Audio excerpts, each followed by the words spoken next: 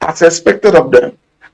A good number of them were able to checkmate vote buying, and because INEC have upped the ante, improved their performance in the election using beavers and some other new technology they've got and new orientation, we're able to check electoral malpractices, reduce violence, and that is good for a law enforcement group. I recall that even yesterday, the president himself commended Nigerian police for their conduct in that election and some other off-cycle elections that preceded it. I believe that as we approach the 2023 election, Nigerians need to be properly oriented. They have an understanding that if this country goes down because of an election, then we have no country to live in. And we need to speak about engagement, if I might go there now. If we have connectivity among 60% of Nigerians being youths in their millions, earlier you talked about 150 million, that's a huge number. We need to couch a message and then look for a means to reach them. We must engage their minds into positive thinking. You don't blame somebody if you have not trained them. We need to engage the youth, engage their minds into positive attributes, into positive virtues about nationhood, and give them hope about the future of this country. Nations make mistakes. It takes time for nations to actually evolve. It takes time for democracy to have roots and grow and begin to yield proper dividends. Youth need to learn that. The youth also need to be taught the history of Nigeria. We don't teach history in this country, and that's a shame for Nigeria. Let's engage them on the historical path Nigeria has gone through, the mistakes of yesteryears, so that they in their own 20s and 30s do not repeat the mistake of their forefathers, some of whom died regrettably. Apart from that, we need to engage the youth, engage their hands, not just their minds. Let there be new avenues of employment. Let's all teach the youth what to do with their hands. Because if they engage, as I said, another workshop is a devil, another man is devil's workshop. If the youth are engaged in doing things for themselves, to earn a living for themselves, to be useful to themselves and society, they may resort less to being on the phone all the time, looking for fake news here and there. And then again, the powers that be, or those who are responsible. Mr. Ojukwu, the phone lines are open, and I'm sure Nigerians are listening to the points that you are making now, and they would love to contribute to this conversation. Let's join Udom from Jalingo. Hello. Hello, Udom. Go ahead. Reduce the audio of your device or your television set, please. Yeah. Go ahead. Good evening. Evening. I followed your program for the past 20 minutes, and I discovered that the topic is very, very, let me say, very, very urgent and needful to be treated. But I find it difficult to comprehend some of the things people are really, some of your facilitators or panelists are saying as a result of hate speech. The social media is a platform that has really helped the citizenry of this country to be abreast with information. Because today in Nigeria, information regarding people's safety, information regarding what is needful is being hoarded. So as such, I'm looking at these hate speech things, the way the people are discussing, as a political tool that you people want to use it to kind of inhibit the citizenry from speaking out what is truth. Because, for instance, now let's look at what is happening recently. We had information that certain things are not going well as per the security, and the government came out and refuted the international information. But of recent, we are having a lot of information coming up that was a fact that needed to be heeded by our men to help secure the life of citizens. So what I'm talking about is this: if you in America, Ben Carson wrote a book that called Gifted Finger. But when he went to for the president, the gifted finger was brought focus, and things were said about it which affected his political career. Which he, at the end of the day, he had to acknowledge it. That we are at this moment honoring when their historical potential is not good, and to even talk about coming into the. Okay, Mr. Idom, well, I think we've got the point. Let me bring in Alessa to sort of respond to that question before Dr. Emmanuel comes in. Alessa. But as a matter of fact, just keep it for me. It's the truth of the matter is today, I mean, the likes of Udom will always, and there are many of them, of Nigerians in that sphere, that will always want to hear the bad news. So long as the bad news goes out there, they are comfortable with it. And nothing that the government or the official sources will do will make any sense, because that is what they want to hear. And for me, we have allowed it to have weathered too far. Today, if you post anything positive about, okay, let's even take this security people talks about, post anything positive about what the military is doing, how much the military is taking the hit on behalf of this country, our men and women in uniform, the police, the army, all the military, all the security, they're taking the hit on our behalf, fighting the insurgents war, making victories in claiming territories. Put that in the social media, and you see how many likes or how many retweets you will get. You won't get any. Rather, you will get condemnation. What you will hear is a lie. Meanwhile, these are our brothers, our sisters, our friends, our fathers, our mothers that are putting their lives on the line for us, and they are making sustainable gain. But put that out in the social media, you will hear it's a lie. They are covering up. But just go and put that, an insurgency happened in social place and 4 military men were killed. They will retweet that thing 200 times and tell you it was not 4, it was 20. The military is high. So this is where we are today. And for me, it's sad. Now, look, I tell people something, and whenever I go out, of course they fight me. I mean, they say I'm part of government. I have never worked in any government agency before. I love this country, and all I do is to keep the best approach to the country. Go out there and tell them, okay, can you count how many cars that will go from Lagos to Sokoto every day? If you go to Imbo, cars load every day to Sokoto, to Katsina, to Lagos. That's why I say Imbo. Cars load every day. If you take a sample of cars that goes to the east every day from Lagos, converge at it go there and count. It might count more than 2,000 transport vehicles that travel on our roads every day. Just tell people that. Put it that our roads is safe for people to travel. You will get and see the backlash you will get. But just get one day that somewhere in Damatru a bus was attacked by bandits. That will go 200 times and they will tell you Nigerian roads are never safe for people to travel. So these are the things and that is why I have a problem with National Electoral Agency. If the likes of my brother from Jalingo will be still at this point, all you want to hear is now the American government came up with an alert, which they always do everywhere in the world, but they forgot that California has there's also a place called California where the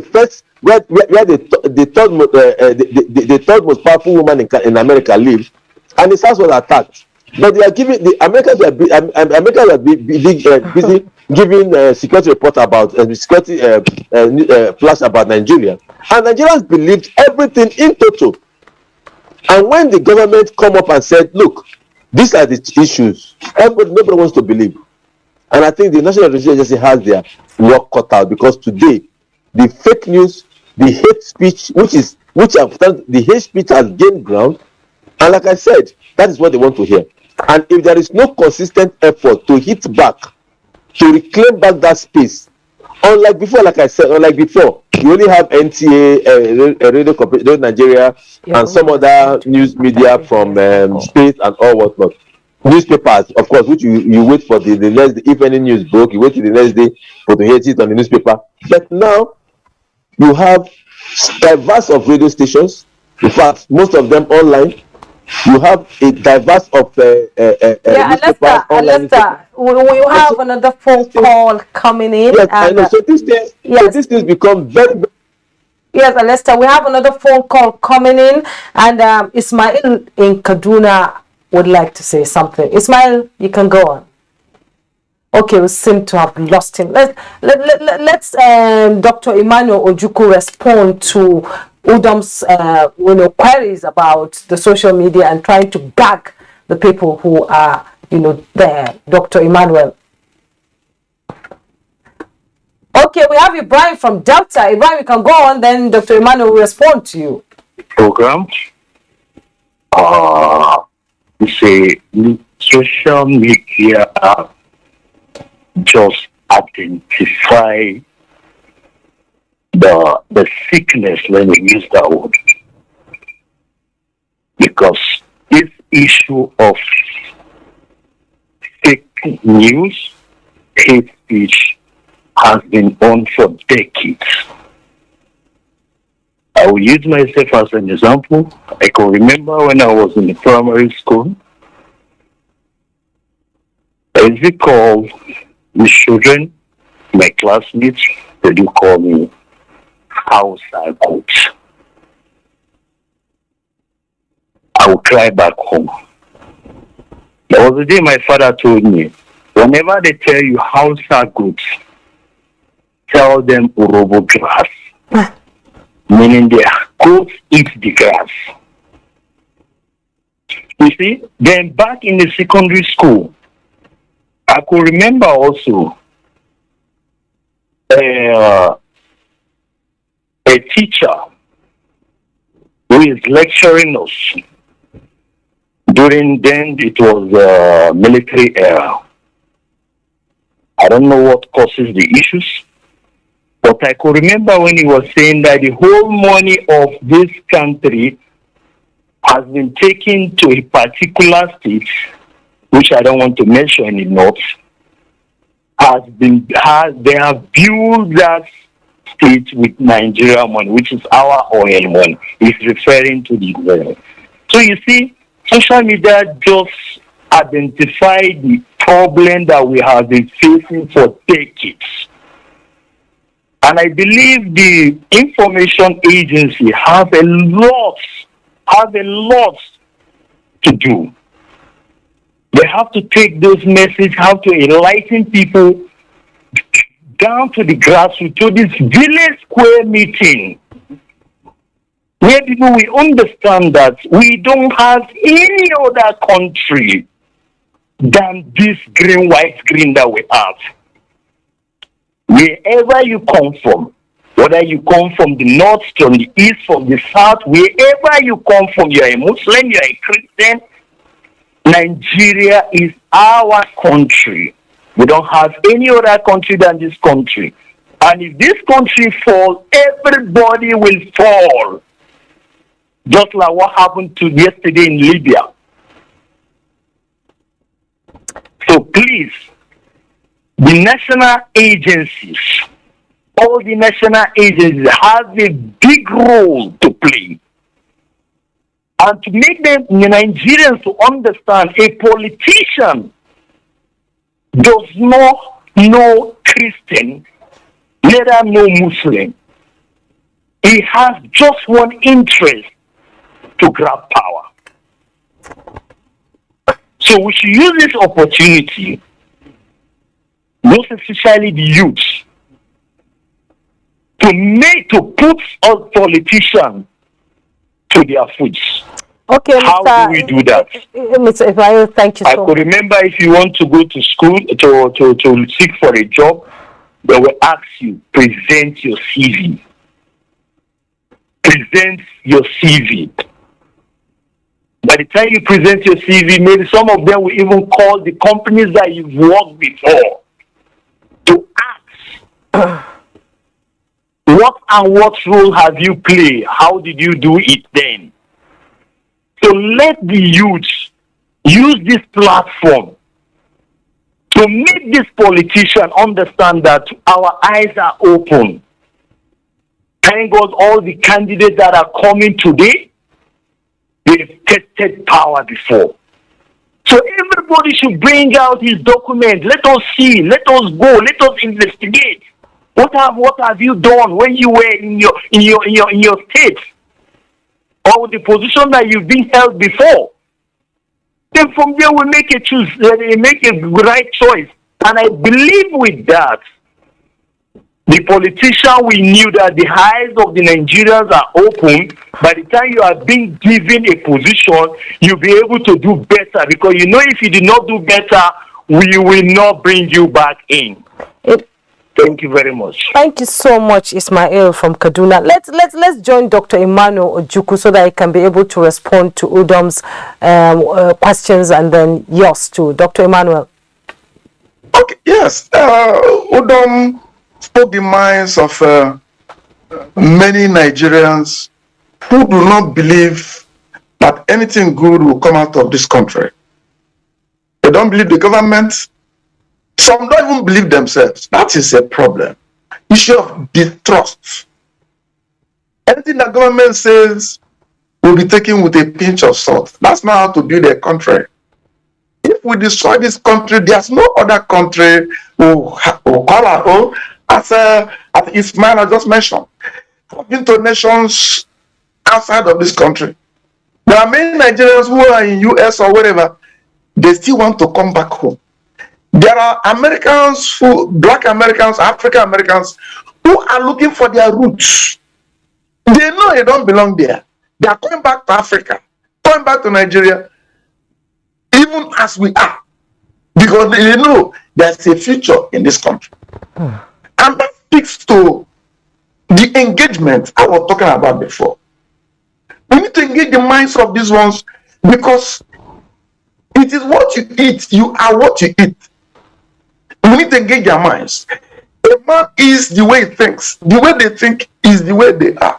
So let's arrest their thought processes using unorthodox, informal means, not by having lectures. It may not go that way. Scan the environment of these youths. The majority of users of this who are propagating fake news and hate speech. Scan the environment. Where do they tell us? A good number of them watch Nollywood. What stops Nigeria from having ambassadors among Nollywood actors to write scripts and act films that will engineer their viewers to begin to love the country and not to destroy their country? Suicide is not an offense, but attempted suicide is. Nigerians, by using hate speech and others, are attempting to kill themselves every day without knowing it. That doesn't speak well. So use such. They watch football. They watch foreign football. Nothing stops Nigeria from using DSTV or whatever. Anytime they're watching a major match, let something scroll there. I love Nigeria. Let something scroll there. Hate news, hate speech is not good. Let something scroll there to bite their mind, because a good number of them are watching it. Why are we saying that? They should not destroy this country. Talking about guarding the media, because social media is citizen journalism. Almost virtually everybody can get into it. Once you have a smartphone, you buy 200 naira recharge card, you are on. You can do so many things. Indeed, Mr. And that is freedom of speech, guaranteed. But freedom of speech has its checks and balances. As you're exercising your freedom of speech, there are roadblocks, obstacles. One of them is the rights of others. You don't use your right to express yourself express yourself to hurt some other person. That's where hate speech comes in. So they should know that every other Nigerian has the right to decent living in this country, to peace and harmony in this country. And nobody should use social media using hate speech to destroy another person's rights. That will not be fair. That's why I say we must engage their minds on the virtues of tolerance, the virtues of love for country. If somebody loves his country, he will not like to destroy it.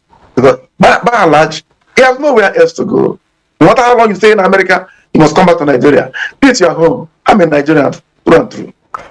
Dr. Emmanuel Ojukwu, that's one point that Nigerians would, really need to listen to. Let's take this next call from Richard from Nasarawa before we get to my other guest to respond. Hello, Richard. Yeah, good evening, ma'am. Good evening. Yes, I want to. Yes. No, I've been watching the program, and the hate speech is hate speech.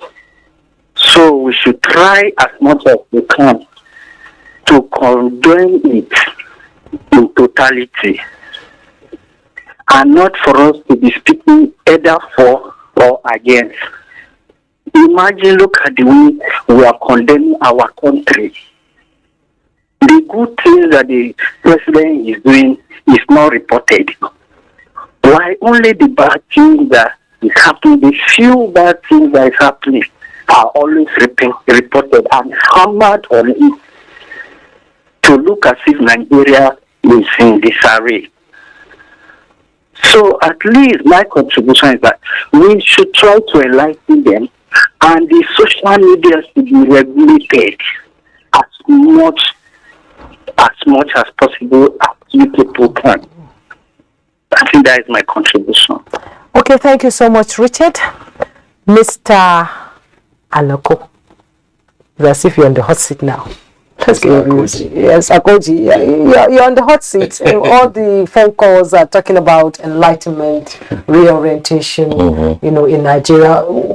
Let's have your take on Udong's, Richard's, and Ismail's school. Well, I want to say to you that I'm really excited about all the responses I'm hearing. It indicates to me that Nigerians are very patriotic. They love this country deep down. It also indicates to me that Nigerians know the strategic place of the National Orientation Agency in nation building. Nation building is not just about building bridges, building roads, building hospitals. If you build all of these things and the character of the people who would use this thing is not built, then you will destroy and lose your entire investment that you have put into building this infrastructure. And this is one realization that people at the top echelon of government should come to. We need to prioritize the building of the attitude of our people. And that is the cry that you hear coming from all these people who have called. I salute Alistair Wilcox's patriotism. He's been unequivocal, yes, in terms of his understanding of the strategic role that national orientation is playing and should be playing in terms of changing our narratives, our national narratives, our attitude. There's a big issue around attitude, in this country. In years back when the military were in government, General Babangida recognized this for a fact, and that is why he set up MAMSA. Yes. Nigerians still talk about MAMSA today. When General Babangida, then as head of state, set up MAMSA, he domiciled it in the presidency under his direct supervision. He funded it, he equipped it, and MAMSA was able to go to the nooks and corners of this country and create narratives that still resonates in the minds of people, to this very day. Our situation today is worse than it was when MAMSA was established, and our attitude to the agency that transformed from MAMSA and is today called National Orientation Agency is of neglect, at the least. But you see, Nigerians have not forgotten. Nigerians are making demands. They know which organization of government is responsible for dealing with attitudinal deficit, in our country. This knowledge is there. And so when we hear, from some quarters that National Orientation Agency should be scrapped, that National Orientation Agency local government offices should be scrapped, and this is because there's a pervasiveness of social media, and so social media can serve the purpose that our local government offices that are supposed to tend to the grassroots, are currently serving, then it just jogs your mind as to what kind of understanding the decision makers around these issues have, and whether at all they have their finger on the pulse of the people at the grassroots. I'm constrained to say some of these things because it's important to hear them at some point. Everyone that has spoken, everyone that has called, has made constant reference to National Orientation Agency and to the need for orientation, for sensitization, for publicity and all of that. And all of this is critical, and I'm taking it in good faith. It makes me really excited. The average Nigerian knows the role and the importance of the National Orientation Agency. The same people that did it in MAMSA till today are in NOA. We have another call coming in before I come to Mr. Victor Aloko. It's Silas from Kogi. Hello? Hello. I can hear you. Can go on. All right. Concerning the program was very, very interested in Nigeria concerning the hate speech, which has been the problem of Nigeria, which has been destroying a lot of things in Nigeria. But I think the best solution for Nigeria to take to eradicate a hate speech in Nigeria is a state of origin. Nigeria is having a problem of state of origin. It's one of the major problems that Nigeria is having. When somebody wants to do something in outside his state, you will not ask the person to go back to his state to do something. Before you know it, the insult will start. Because I could remember, we are in the Kogi state here, I'm from Kogi state here, but some other states came to register a voter's card.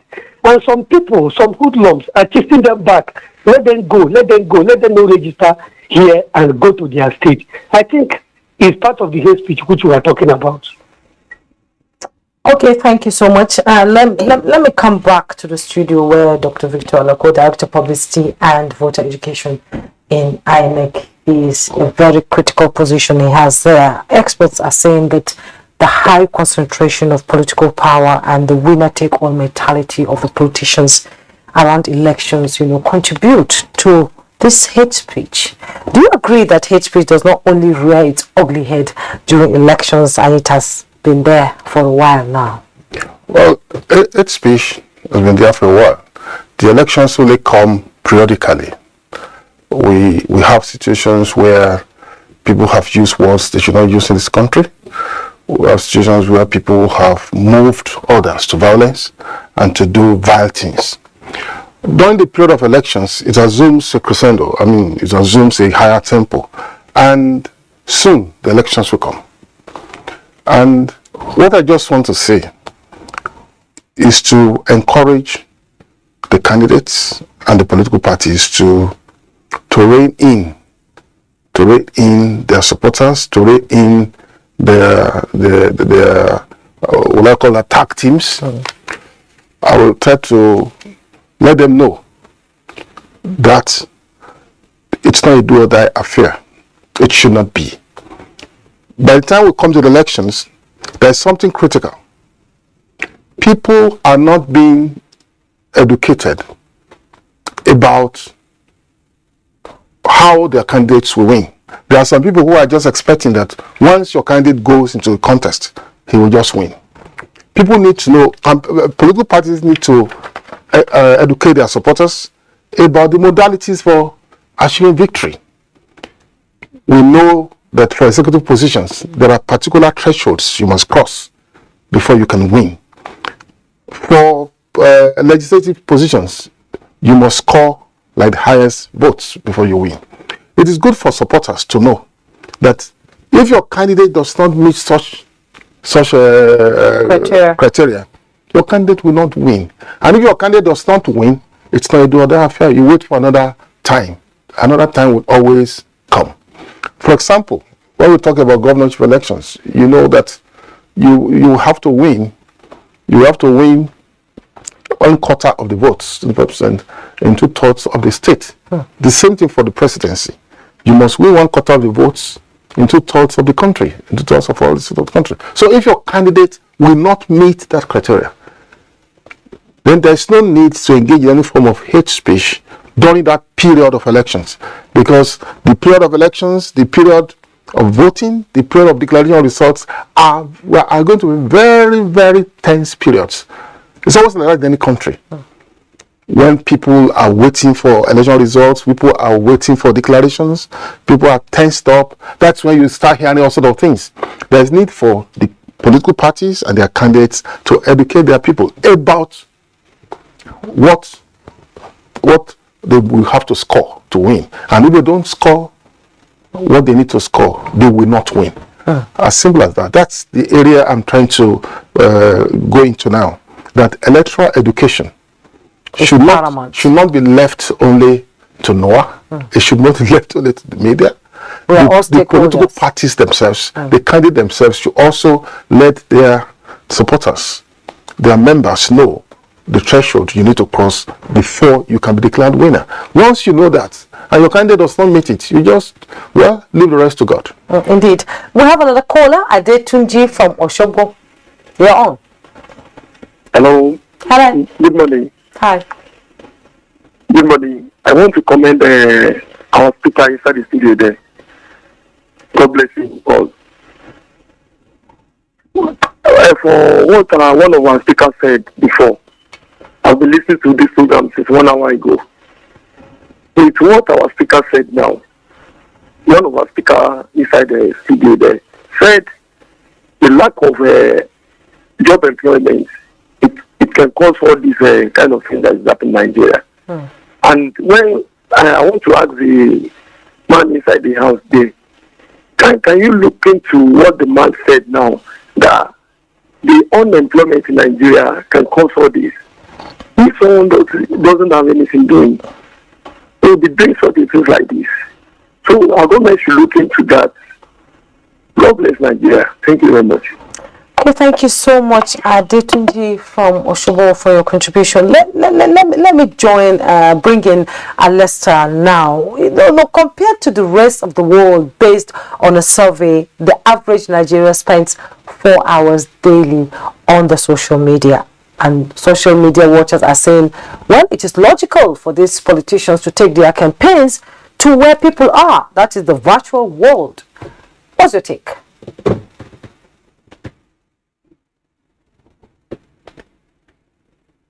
Can you unmute your audio, please? Okay. Sorry, I think I was muted. Thank you. I think it should be more than 4 hours, because if you see the average Nigerian, average youth on the streets, he's always pressing his phone. And they are not doing anything than going to either IG, Instagram, or Twitter, and just to read what makes them happy. Well, we saw the evil of fake news or social media in the last American election, and for the first time, American seat of power, which is the capital, was attacked. And the result, that was just the effect of what Trump and his cohorts were dishing out as to how the election, they believe it was rigged and stolen from them. And I tell you, that's a pointer to the fact that today in Nigeria, that is a reality, that is what can happen.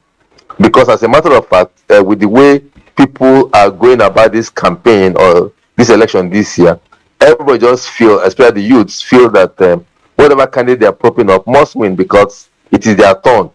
And because they are angry and they well, sometimes right, sometimes misguided, so they just felt their candidate must win at all costs. And of course, what happened in America, in the US, should be a pointer to the fact that it's nothing may occur.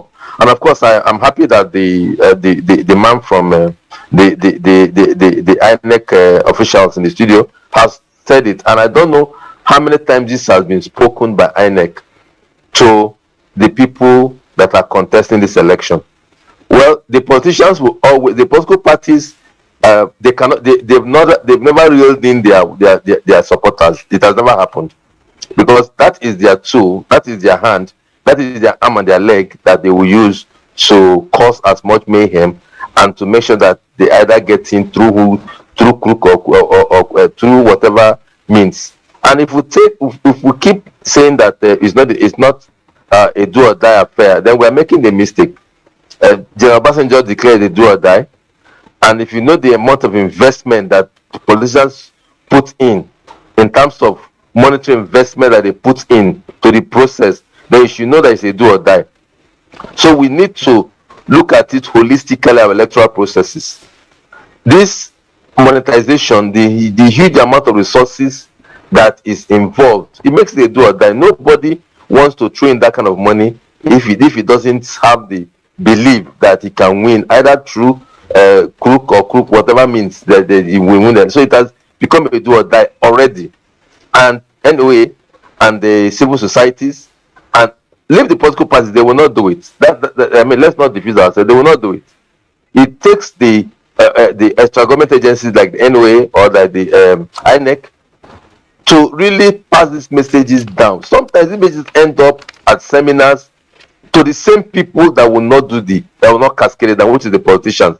When you go to sign peace accord, it is still between the politicians. When you go to discuss with the candidates or have meeting with it's still with the politicians, and they will never pass it down because they need these foot soldiers, they need these third forces to help them in their campaign, in their wish to win power.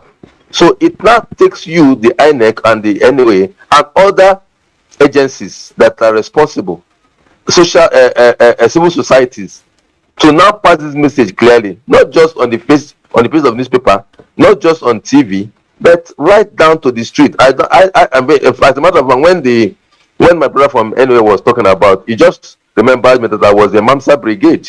I was part of the Mamsa Brigade in 1986 when it was in 1986, when it was launched. I was part of the Mamsa Brigade, and that reminiscence my memory once again. I mean, when I think that is what even increased my patriotism in this country and my love for this country. That has all gone. That is all gone. And today the NOA is like a shadow of itself. MAMSA, people still remember MAMSA for the great work they did. I can still name 21 directors of MAMSA when it was launched, when we had the 21 states. I can still name the 21 state directors of MAMSA as I sit here, because they registered in my head and they all do the work as they are supposed to do the work. And Nigerians saw the need to be disciplined, to be straight, and to love their country. Again, that is an offshoot of war against indiscipline. Remember the war against indiscipline, the one that was launched by the Buhari Jaguar regime, and then the MAMSA came in to replace that. So these are some of the interventions that have gone in, and like he said, then society was not this technical. Society, the youths then were more disciplined. We are more disciplined youth. We are more forward-looking youth. We are more calmer youth. Yes. But today the dynamics have changed, and so the game need to be upped up. I don't mind doing a free work for NOA. I really feel that they are not doing enough. I can volunteer to be a free work. Don't pay me. Just let me do a free work in whatever your programs you are going to do, because we need to get this country back. We need to retune our youth's mind. We need to get back our country. Today, what are everybody talking about? Jackpa, they all want to leave. Even when you start to tell them where you are going can be worse than where you are coming from, they don't want to listen. Or they believe that Nigeria is a hell, Nigeria has no future, Nigeria has no this. And when in Nigeria you enjoy the most basic things, in fact you just so many free things than where you want to jackpot to. So anyway, you have a lot of job to do. I can be a volunteer free of charge. Don't pay me a dime, because I love this country and I want this country to be better. Unless you're selling yourself there, you know. I'm not offering myself for a job. I'm offering myself for a house. The love of Nigeria is deeply, in your heart. Let's bring in Dr. It's too deep. It's too deep for what is happening today. It's damn too deep for what is going on today. And I feel so.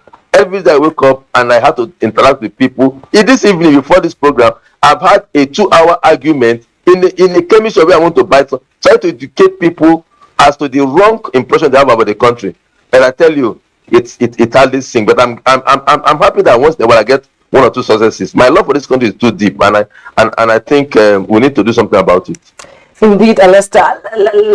Let's bring in Dr. Emmanuel Ojukwu. The role of players in this election actually cannot be overemphasized, especially the security agencies, because the buck practically stops on your table. Without the security agencies, the election cannot take place. You're in worry now, and I'm sure you're having a lot of discussions on the oncoming election 2023. Dr. Ojukwu, tell us, what are the security agencies doing to ensure a smooth, free and fair elections? The vote of hate. There are actually many players in the electoral process. You have the INEC, which is the umpire. You have political parties, the candidates themselves. You have the civil society. You have the media, Nigerian citizens, judiciary, and of course, the security agencies. Police being the leader in the process of securing the electoral process before, during, and after. A lot of work has been done by Nigerian police in that regard, being the lead agency. But the police cannot do it alone, because the areas of polling are so spread that the police alone cannot cover the ground. So it needs the collaboration, and the law allows the police to cut other players, other actors in the security subsector to help her to man the elections before, during, and after. And that is being done. Right now in Owerri, where the police is fine-tuning its strategy, it's a retreat, getting its strategies on how to make the 2023 election better than Ekiti, better than Osun, better than Anambra also. So the police is upping the ante. A lot of work has been done, a lot of talks have been held, a lot more will be held in the next few days. And thereafter, the strategy will be rolled out across the length and breadth of Nigeria, because nobody covers Nigeria like the police. In over 7,000 locations, the largest strength you have about manpower. A lot of work is being done to change the orientation. People cannot perform except they are properly trained. The police has done a lot of training of its personnel on what is expected of them, what the Electoral Act expects of them, what Nigerians expect of them as the election, before the elections, during the elections, and the days and years thereafter. Because after election, you now have to police democracy. Election is the doorway to democracy. If you don't get it right in the election, our democratic experiments will have question mark, and we'll be having issues in that democracy. So the police is the lens by which democracy is assessed, entered, and then assessed. So a lot of work is being done in terms of training, orientation, and interagency collaboration. Okay, Dr. Emmanuel Ojukwu, he's the Provost Police Public Relations School, Lafia. He is also a retired Commissioner of Police. He joined us via Zoom from Owerri. Thank you so much for your contribution. Mr. Alistair Wilcox is a public affairs analyst and a passionate Nigerian. He loves Nigeria to the depth of his heart. As we begin, thank you so much for coming on Tuesday Live. Thank you very much. It's always my pleasure. It's only NTA that can keep me awake up till this time of the morning. Thank you very much for having me. Indeed, Alistair. Thank you so much. On a final note, we have less than 3 minutes. Let me have your final thoughts on how we can get a free, fair and credible elections come 2023 without hate. Let all stakeholders do what they are supposed to do, and do them the way the Electoral Act, the Constitution, the regulations and of the Commission says things should be done. That's the way we should do. If we do what we should do, we'll get the results we should get. All human beings are good. We can do the right things. And once there are people who deviate from the right path, we should immediately isolate them and punish them. And those the laws are for. Anyone who engages in hate speech during campaigns, the police should arrest them, the police should sanction them. That's the way to go. Once we do that, the others will know that hate speech during campaigns will not be tolerated. We have a good country. Let's do the right thing, and the results will be good. Mr. David? I would say that we need a country that is functional, peaceful, and that can accommodate all our aspirations. And all of us have a responsibility to build such a country. It's a responsibility that we must not cede to any group of people. Elections will come and go. Nigeria will remain. And Nigeria is the only country that we have. So let us be patriotic and let's love our country. Message from the National Education Agency there. Mr. Victor Alako, Director of Publicity and Voter Education, INEC, thank you so much for coming today. Thank you. We appreciate your insightful contribution to the topic. And David Akweji, Deputy Director and Head of Strategic Communication and SA to DG National Orientation Agency. Anyway, it's been a pleasure having you on the program. Thank you so much for having us. Remember, we have only one Nigeria. I love my country. I hate to use this cliche that this is the only home we have, but we must use it. There's no place like Nigeria. I remain Jumbo Yusuf. Good night and do take care.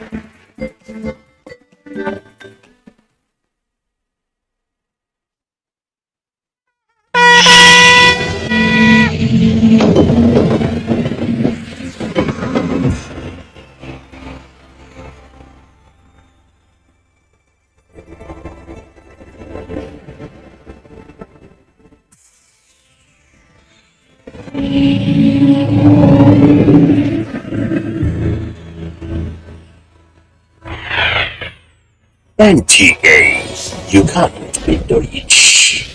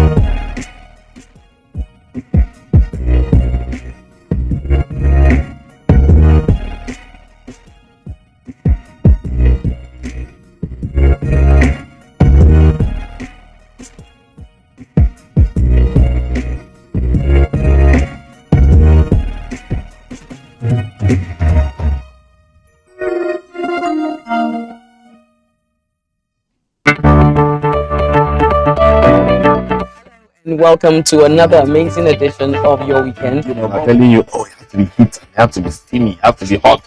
But we decided that somebody has to tell a story that is family oriented. That's how to fight you. Welcome to another edition of Talking Movie. Ethan Hunt was everyone he ever cared about.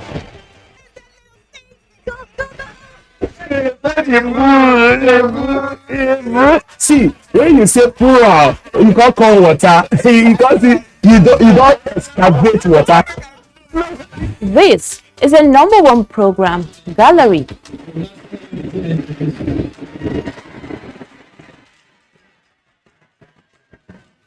Do you love to gist or gossip? It's not easier. It is extremely wrong. And we cannot take it. Hello everyone, welcome to another exciting episode of Whip and Grill.